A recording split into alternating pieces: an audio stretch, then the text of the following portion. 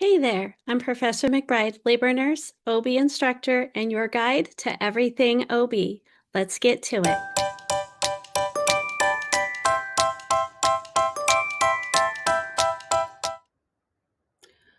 Postpartum hemorrhage is a leading cause of maternal mortality.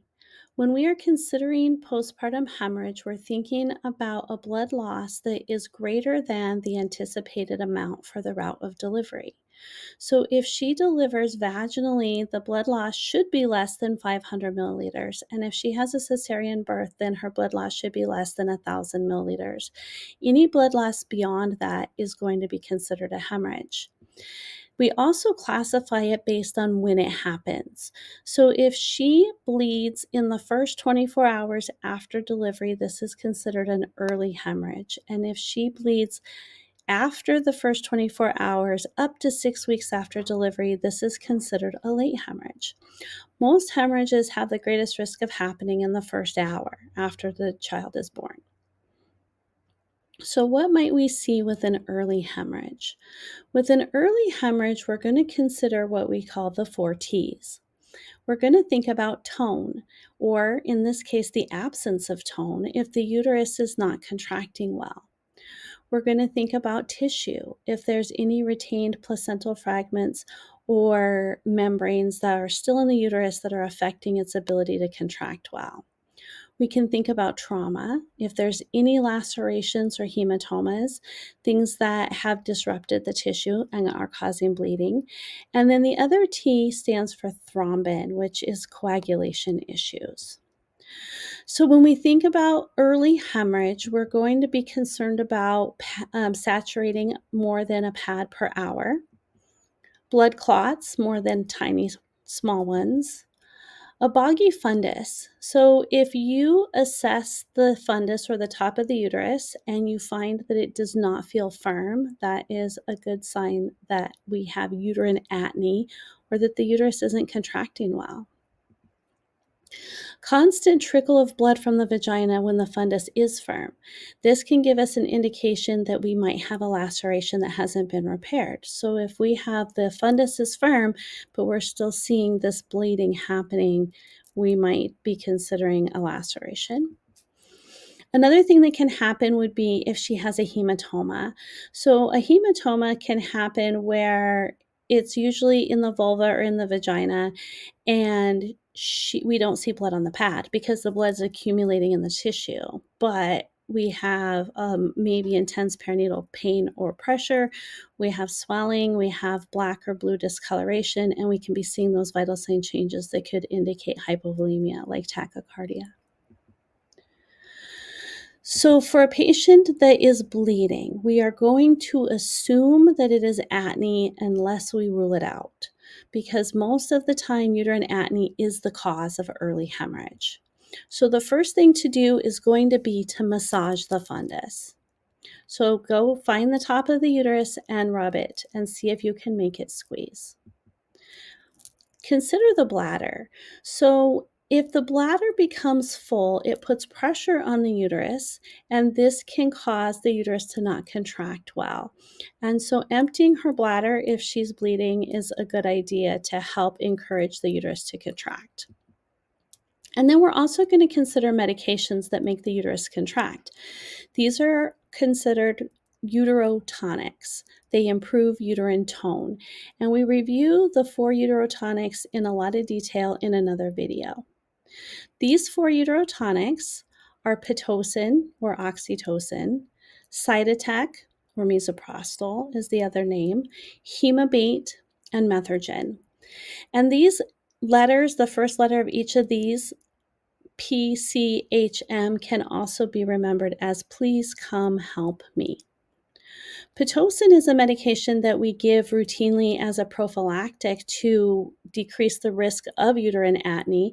So we give it to most women after delivery just as a routine plan of care. It can also be the first drug to give IV or IM, typically IV, if we are seeing increases in bleeding. Cytotec is a medication that has uterotonic properties. It also acts as a prostaglandin in tiny doses, so we use it in small doses to help induce labor and in large doses postpartum to encourage the uterus to contract. Hemabate is a medication that is contraindicated with asthma because it can cause bronchospasms. And methergine is a medication that is contraindicated with hypertension and with preeclampsia. Other things we can consider for uterine atony. If our patient is bleeding and we are massaging the fundus and we manage the bladder and we gave our medications and we're still bleeding, the provider could place a JADA. A JADA is a device that goes through the vagina into the uterus, and then a balloon is inflated to hold it in place, and then it's placed on suction to cause the uterus to decompress and contract on itself. A Bacary is also another instrument that the provider can place through the vagina into the uterus. This one is a balloon that blows up and kind of tamponades or puts pressure on the vessels that are bleeding. We can send her to interventional radiology, which has the capability of cauterizing those vessels that are bleeding. We can also do surgical management in an emergency. Hysterectomy, removing the uterus, may be indicated. So, other things to do when you're thinking about nursing actions, we want to have good IV access. If she is bleeding, we need to be able to replace volume as quickly as we can. So, we want to have the ability to give fluids and potentially give blood products as well, which is why 2 large bore IVs are better than 1. Monitoring vital signs. If we are seeing tachycardia and hypotension, these are signs of hypovolemia. And as we see those vital signs improve, that also can give us an indication that we are helping resolve her issue. Administering oxygen. So we need to keep perfusing the tissues, and so giving her oxygen will help make sure that the blood that is circulating is well oxygenated. IV fluids to help support volume, blood products.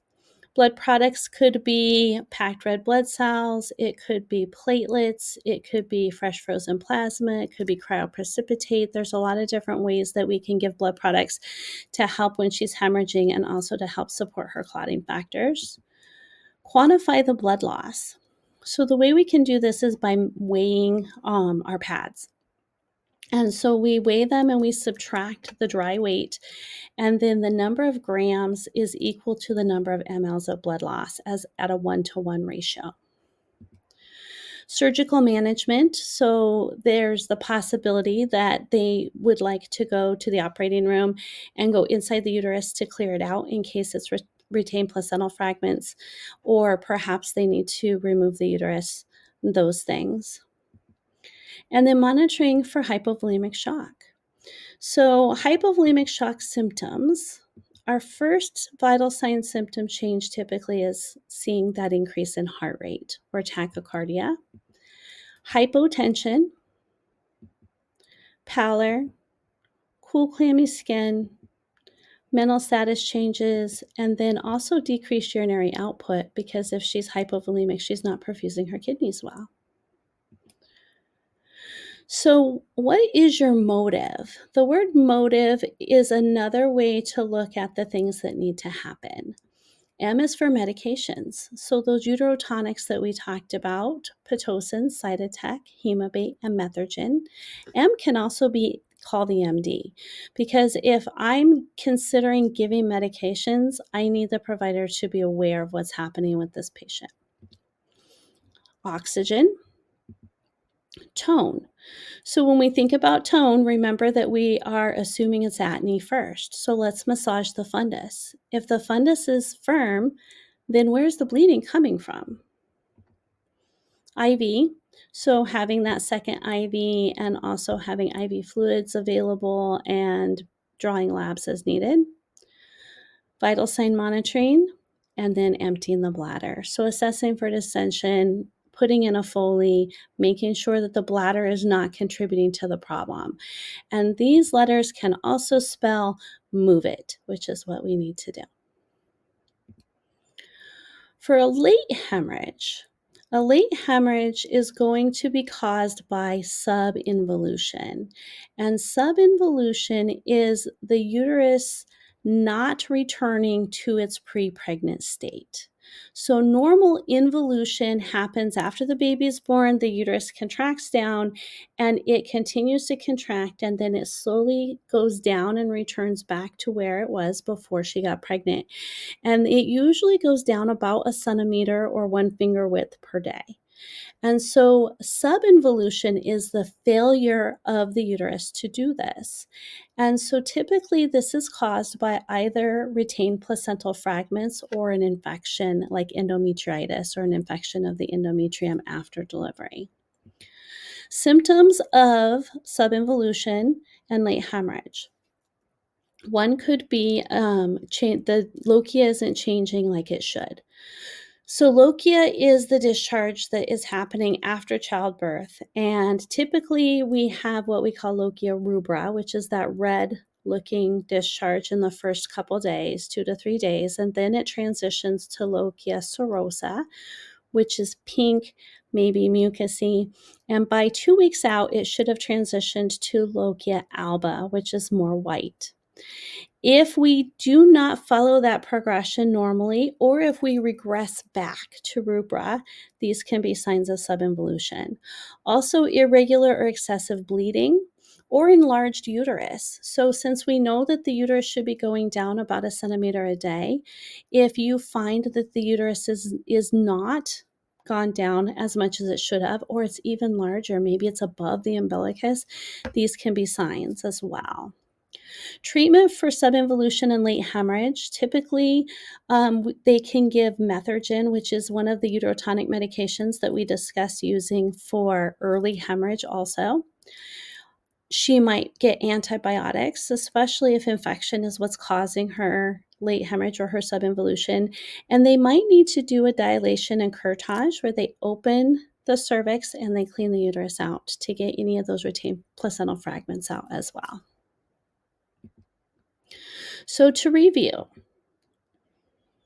postpartum hemorrhage is a leading cause of maternal mortality.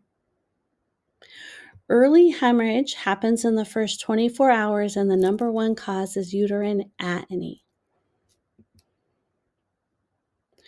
If we have uterine atony, we should massage the fundus, manage the bladder, and give medications. And our medications are our uterotonics to make the uterus contract.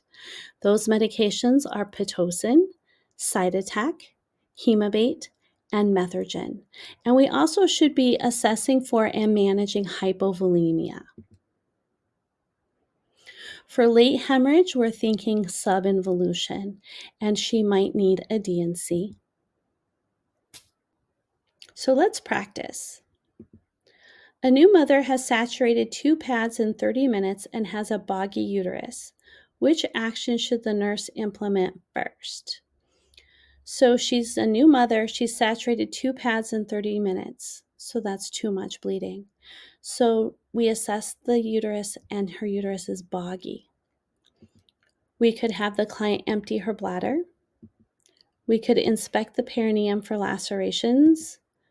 We could perform fundal massage until firm. Or we could increase the oxytocin infusion rate. So she has a boggy uterus. Having her empty her bladder might help the uterus contract, but it shouldn't be the first thing to do. The first thing to do should be to massage the fundus.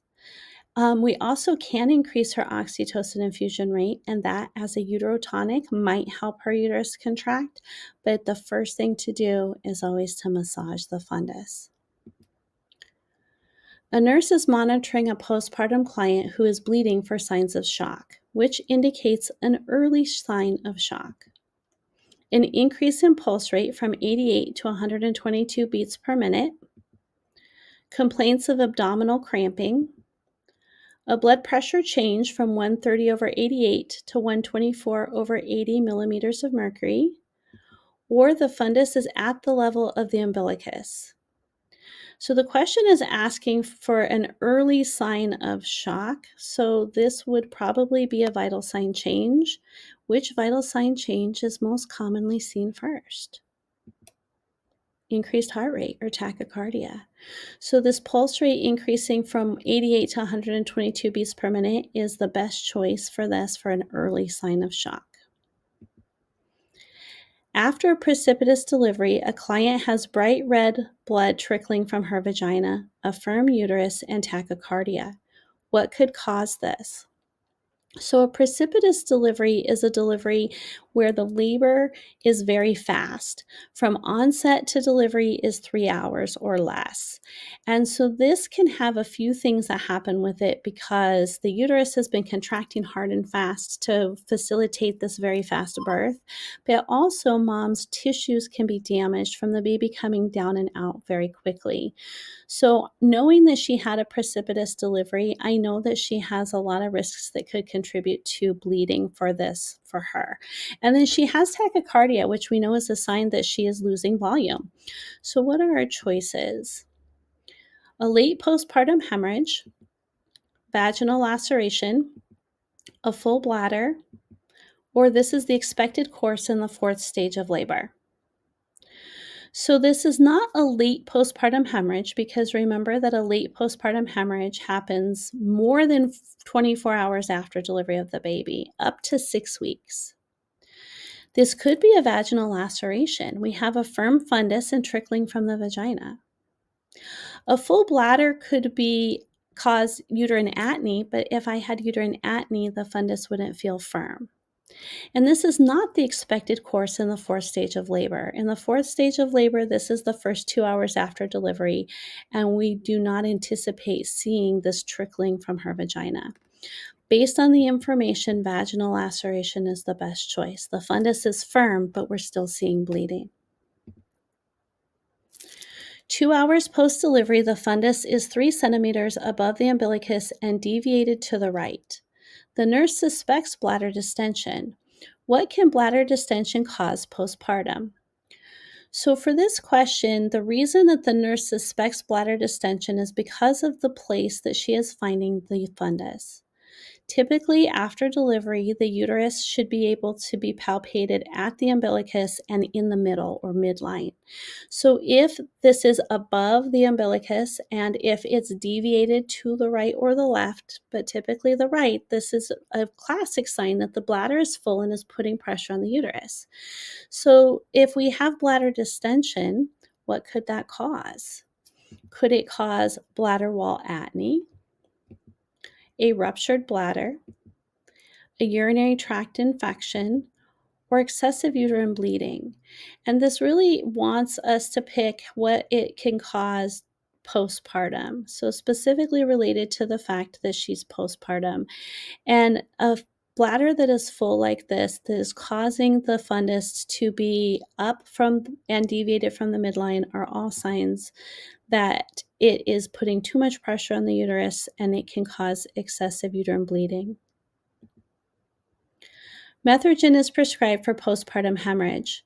Before administration, the nurse notifies the MD of which condition: diabetes, asthma, hyperthyroidism, or hypertension.